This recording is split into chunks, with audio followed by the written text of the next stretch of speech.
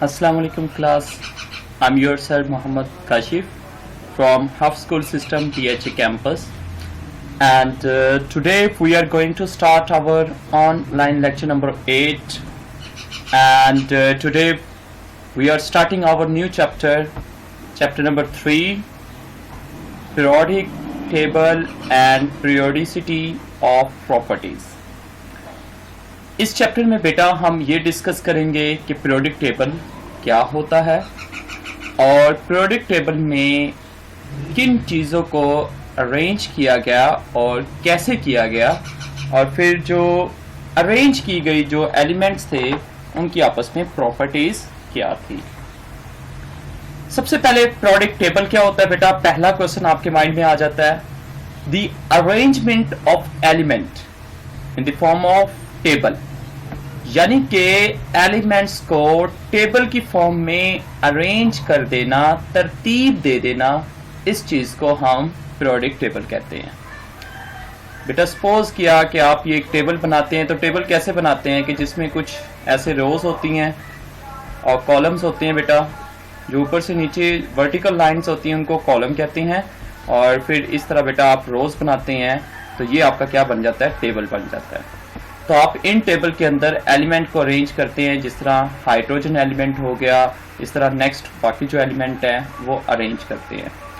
अब ज़ाहिर बात है बेटा कि किसी भी एलिमेंट को ऐसे अरेंज नहीं किया जाता कि कहीं से भी उठा के देखा कि आपके पास 118 एलिमेंट हैं, सपोज किया कि आप उनको ऐसे ही रख देंगे, ऐसे बेटा नहीं होता। घर में भी जब आप चीज़ें रखती हैं तो एक उनकी तरतीब होती है कि आपने ग्लासेस रखने हैं तो वो एक साइड पे रखने हैं, आपने कोई और चीज़ रखनी है तो वो एक साइड पे रखनी है, वो उसकी प्रॉपर्टीज़ की बुनियाद पे रखी जाती है। तो हम यहाँ पे एलिमेंट्स को उनकी प्रॉपर्टीज़ की बुनियाद पे रखेंगे, इसीलिए इस चैप्टर का नाम है periodic table and periodicity of properties, यानी कि पीरियोडिक टेबल की प्रॉपर्टीज़ क्या होंगी। अब बेटा देखिए, जो वर्टिकल लाइन्स होती हैं उनको हम ग्रुप्स कहते हैं, और यानी कि ये जो वर्टिकल लाइन है, ये जो कॉलम होते हैं आपके, ये आपके पीरियोडिक टेबल में ग्रुप कहलाते हैं। अब आप इनको कॉलम या वर्टिकल लाइंस नहीं कहेंगे, बल्कि आप इनको ग्रुप कहेंगे। और जो हॉरिजॉन्टल लाइंस होती हैं, हॉरिजॉन्टल लाइन मीन ये बेटा लेफ्ट टू राइट जो लाइंस होती हैं टेबल में, इसको हम पीरियड कहते हैं।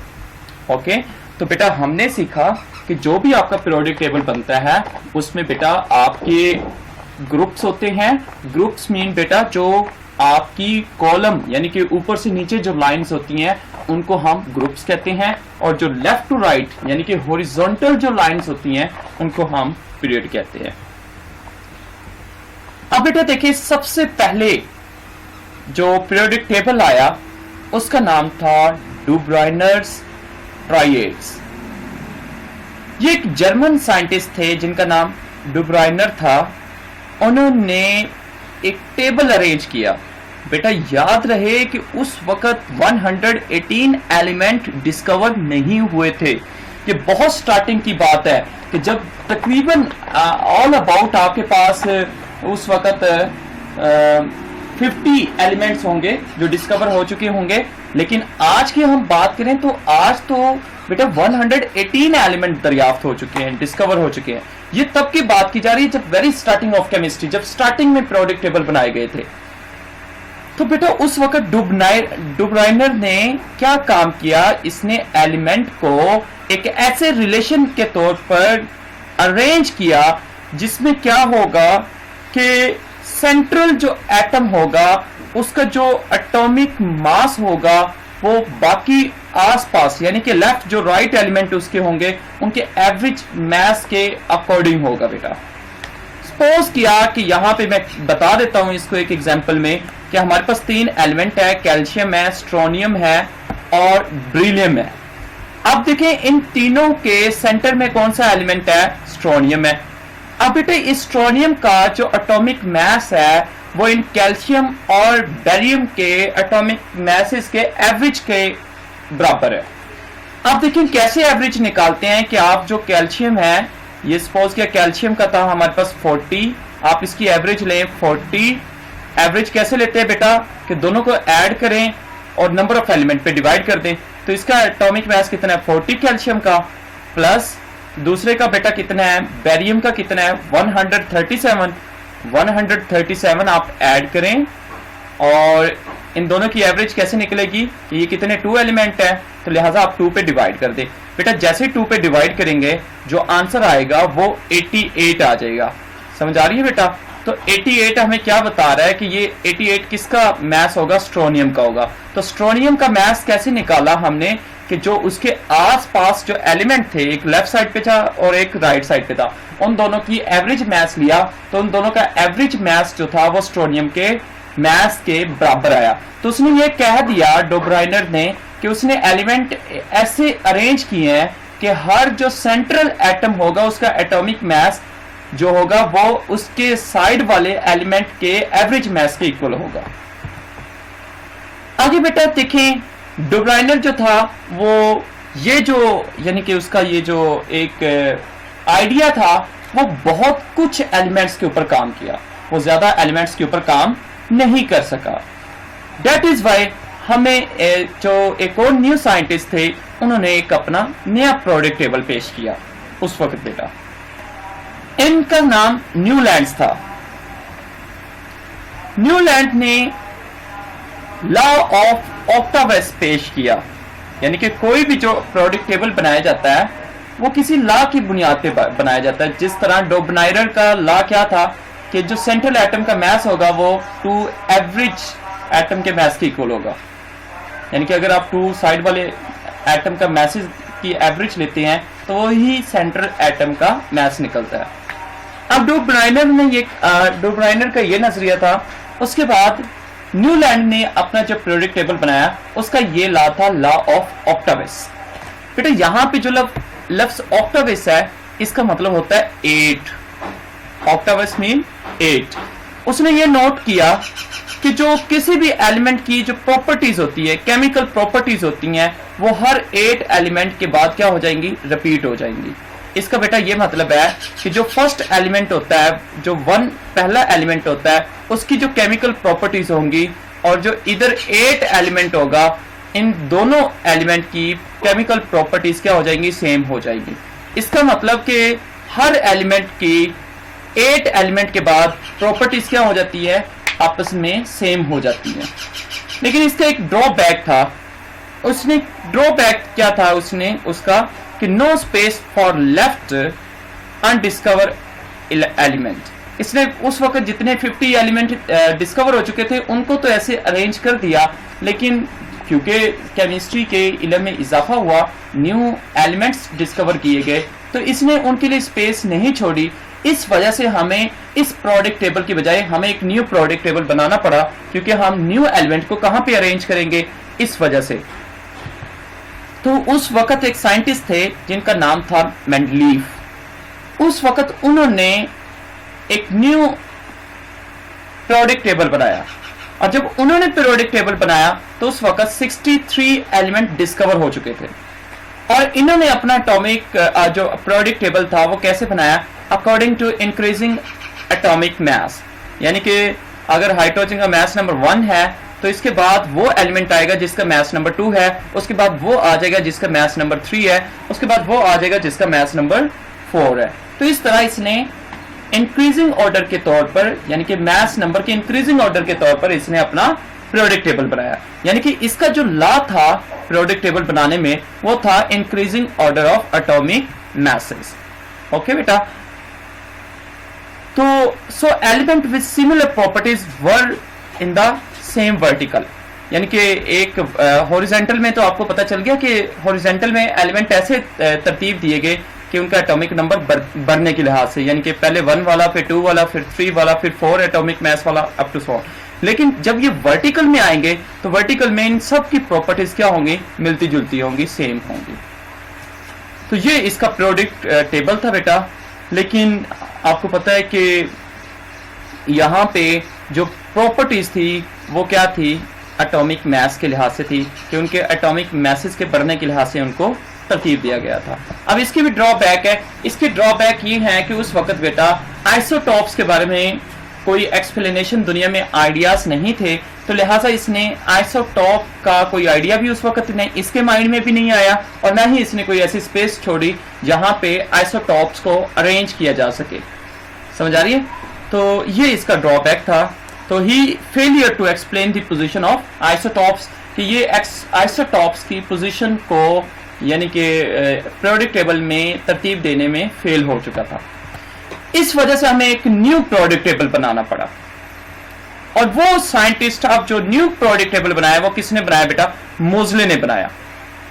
और इसका जो पीरियोडिक लॉ था, पीरियोडिक लॉ का मतलब होता है कि उसने किस बुनियाद पे एलिमेंट्स को अरेंज किया, तो उसने यहां पे एलिमेंट को उनके बढ़ते हुए एटॉमिक नंबर के लिहाज से अरेंज किया बेटा। तो इसमें क्या होगा? The properties of element are periodic function of their atomic number, कि यहां पे जो उनकी प्रॉपर्टीज एलिमेंट की वो किसके ऊपर डिपेंड करेंगे? एटॉमिक नंबर के ऊपर डिपेंड करती हैं बेटा। एटॉमिक नंबर क्या होता है? किसी भी एटम में प्रोटॉन की तादाद को एटॉमिक नंबर कहते हैं। तो एक एटम में जितने प्रोटॉन होते हैं उतने ही इलेक्ट्रॉन्स होते हैं। तो लिहाजा अगर आप एलिमेंट को according to increasing order of atomic number के लिहाज से अरेंज करते हैं, उसका सबसे बड़ा ये फायदा होगा कि इलेक्ट्रॉनिक कॉन्फ़िगरेशन आपको आइडियाज हो जाएंगे कि आपने इलेक्ट्रॉन को कैसे तरतीब देना है, और फिर उनकी उसी लिहाज से अरेंज करेंगे। यानी कि जो पहला एलिमेंट होगा उसका एटॉमिक नंबर 1 होगा, दूसरा एलिमेंट का एटॉमिक नंबर 2 होगा, तीसरे एलिमेंट का एटॉमिक नंबर 3 होगा। फर्ज के यहाँ पहला एटॉमिक नंबर क्या है? हाइड्रोजन का 1 है। उसके बाद वो एलिमेंट आ जाएगा जिसका एटॉमिक नंबर 2 होगा, उसके बाद वो आ जाएगा एटॉमिक नंबर 3 होगा। इसका एक और भी फायदा हो गया कि इसकी इलेक्ट्रॉनिक कॉन्फ़िगरेशन में 1 इलेक्ट्रॉन, इसमें इलेक्ट्रॉनिक में 2, फिर 3, यानी कि इलेक्ट्रॉनिक कॉन्फ़िगरेशन भी आसान हो जाएगी बेटा, और आपको इजीली पता चल जाएगा। और इलेक्ट्रॉनिक कॉन्फ़िगरेशन ही दरअसल इन्वॉल्व होती है किसी भी केमिकल रिएक्शन में, क्योंकि केमिकल रिएक्शन क्या होता है? इलेक्ट्रॉन के देने या लेने या शेयर करने से हो रहा होता है। तो लिहाजा यहां पे एक और बेनिफिट आ जाएगा कि आपको उसकी केमिकल प्रॉपर्टीज का भी पता चल जाएगा कि किसी एलिमेंट की इलेक्ट्रॉनिक कॉन्फ़िगरेशन ये है तो इसका रिएक्शन ये होगा। ये हमारा था लेटेस्ट अभी जो इंप्लीमेंट हुआ पीरियोडिक टेबल, और ये किसने पेश किया बेटा? मोज़ले ने पेश किया। और इसमें उसने पीरियोडिक लॉ क्या पेश किया कि एलिमेंट को उनके बढ़ते हुए एटॉमिक नंबर के लिहाज से अरेंज किया। अब इस पीरियोडिक इसको मॉडर्न पीरियोडिक टेबल भी कहा जाता है, क्योंकि अब यही इंप्लीमेंट हुआ पूरी दुनिया में। तो इसमें क्या था कि इसमें atomic number of element is more fundamental properties than atomic mass, कि एटॉमिक नंबर ज्यादा अच्छा है, यानी कि एटॉमिक नंबर से अगर हम अरेंज करते हैं तो वो ज्यादा बेटर होता है बनिस्बत एटॉमिक मासेस के। उसकी एक वजह तो ये है, it increases the regularly from element to element. ये रेगुलरली सही है, मतलब ये होता है कि बास का आप पहला अगर एटॉमिक मास के लिहाज से तरतीब देते हैं, हाइड्रोजन का एटॉमिक मास भी 1 होता है, इसके बाद हो सकता है एटॉमिक मास वाला 2, फिर एटॉमिक मास 3, लेकिन हो सकता है कि एटॉमिक मास 4 वाला एलिमेंट ही ना हो। तो आप क्या करेंगे? फिर एटॉमिक मास 5 लेकर आएंगे। तो इसमें कोई अरेंजमेंट नहीं रह जाएगी बेटा, यानी कि पहले एटॉमिक मास 1 था, फिर 2 था, फिर 3, 4 वाला कोई था नहीं तो आपने 5 वाला लिख दिया। तो इसमें कोई अरेंजमेंट नहीं है, जबकि एटॉमिक नंबर में एक रेगुलरली अरेंजमेंट है, यानी कि पहले 1 2 3 4 5 अप टू सो ऑन बेटा। एक तो ये चीज है, it is fix for every element. अब ये एलिमेंट के लिए फिक्स हो चुका है, और फिर इनकी इलेक्ट्रॉनिक कॉन्फ़िगरेशन हमें समझ में आ जाती है। बहुत सारे इसके ये बेटा क्या है, मोज़ले पीरियोडिक टेबल के जो एटॉमिक नंबर का लॉ है वो ज्यादा बेटर है as compare to Mendeleev periodic table, जो कि एटॉमिक मास के लिहाज से अरेंज किया गया था। व्हेन एलिमेंट, जब हम एलिमेंट को एटॉमिक नंबर के लिहाज से अरेंज करते हैं लेफ्ट टू राइट हॉरिजॉन्टल में, तो प्रॉपर्टीज ऑफ एलिमेंट, जो एलिमेंट की प्रॉपर्टीज होती है वो रिपीट हो जाती है आफ्टर रेगुलर इंटरवल, यानी कि थोड़ी देर के बाद। फॉर एग्जाम्पल कि element of similar properties and similar configuration, configuration mean बेटा electronic configuration, are place in the same group, कि एक जो ग्रुप होगा, यानी कि ये जो इस तरह का ग्रुप होगा, जब आप खुद ब खुद अरेंज करते जाएंगे ना बेटा, सपोज किया कि आपने अरेंज कर दिया पहला एटॉमिक नंबर वाला हॉरिजॉन्टल में, फिर दूसरा एटॉमिक नंबर, फिर तीसरे एटॉमिक नंबर वाला, इस तरह से आप टू सो ऑन, तो फिर ये नीचे आते जाएंगे एलिमेंट, ऐसे ही अरेंज करते जाएंगे आप। तो इसमें एक बेनिफिट ये हो जाएगा कि एक ही जो ग्रुप के एलिमेंट होंगे, ग्रुप कहते हैं ऊपर से नीचे यानी कि वर्टिकल, उनकी तमाम की प्रॉपर्टी सेम हो जाएगी कुदरती तौर पर बेटा, जब आप एटॉमिक नंबर के लिहाज से लेफ्ट टू राइट अरेंज करेंगे। तो एक तो ये बड़ा बेनिफिट हुआ बेटा। और लास्ट में क्या है कि it was observe that every 8 element the 9th element have similar properties, कि हर 8 एलिमेंट के बाद जो 9 एलिमेंट आएगा उसकी प्रॉपर्टीज पहले एलिमेंट के साथ मिलती जुलती होंगी। ये बहुत एक अच्छा फैक्ट था। फॉर एग्जाम्पल सोडियम जो है, इसमें जो एटॉमिक नंबर इसका 11 है, सपोज है सिमिलर प्रॉपर्टीज टू लिथियम, इसकी जो प्रॉपर्टीज है वो लिथियम के साथ सिमिलर हो जाती है। After atomic number 18 every 19 element वर शोइंग सिमिलर प्रॉपर्टीज, यानी 18 के बाद जो 19 होगा उसकी प्रॉपर्टी 19th होगा उस एलिमेंट की प्रॉपर्टी सिमिलर होगी। एक तो ये बड़ा बेनिफिट हुआ। So the long rose of element were cut into the rose of 8, यानी कि आपके जो रोज हैं वो 8 हुई, यानी कि आपकी जो इसमें आपकी जो रोज होती हैं वो हमारे पास 8 है, यानी कि पीरियड की तादाद 8 है और ग्रुप की तादाद बेटा 18 है। तो ये जो आपका न्यू प्रोडक्ट टेबल बना है, तो इसमें आपने ये याद रखना है कि इसमें ग्रुप की तादाद आपके पास कितनी है और पीरियड की तादाद कितनी है। तो बेटा पीरियड की तादाद 8 है और जो आपके पास ग्रुप हैं उनकी तादाद बेटा 18 है। For example the first group element have only 1 electron, जो पहला ग्रुप होगा उसमें जितने भी एलिमेंट होंगे उनके शेल में 1 इलेक्ट्रॉन होगा। आखिरी शेल में बेटा बात की जा रही है आखिरी शेल की बेटा। सिमिलरली ग्रुप जो नंबर 2 है उसके आखिरी शेल में 2 इलेक्ट्रॉन्स होंगे। ये देखिए कितना इजी हो गया कि आपको पता चल रहा है कि ग्रुप नंबर 1 में जितने भी एलिमेंट्स हो जाएंगे उनकी जो इलेक्ट्रॉनिक कॉन्फ़िगरेशन में बैलेंस शेल जो होगा उसमें सेम नंबर ऑफ इलेक्ट्रॉन्स होंगे। यानी कि ग्रुप नंबर 2 है तो 2 ग्रुप के अंदर जितने भी एलिमेंट होंगे उनके आखिरी शेल में 2 इलेक्ट्रॉन्स होंगे। ग्रुप नंबर 3 है तो उसके आखिरी शेल में 3 इलेक्ट्रॉन्स होंगे, उसमें जितने भी एलिमेंट्स आ जाएंगे।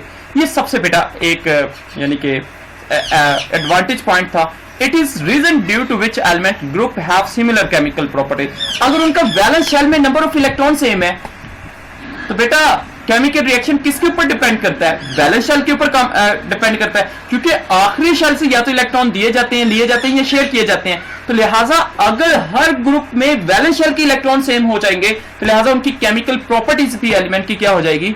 सेम हो जाएगी। साइलेंट फीचर है बेटा। तो this table consist of 7 horizontal rows का पीरियड। 7 बेटा इसमें रोज होती हैं।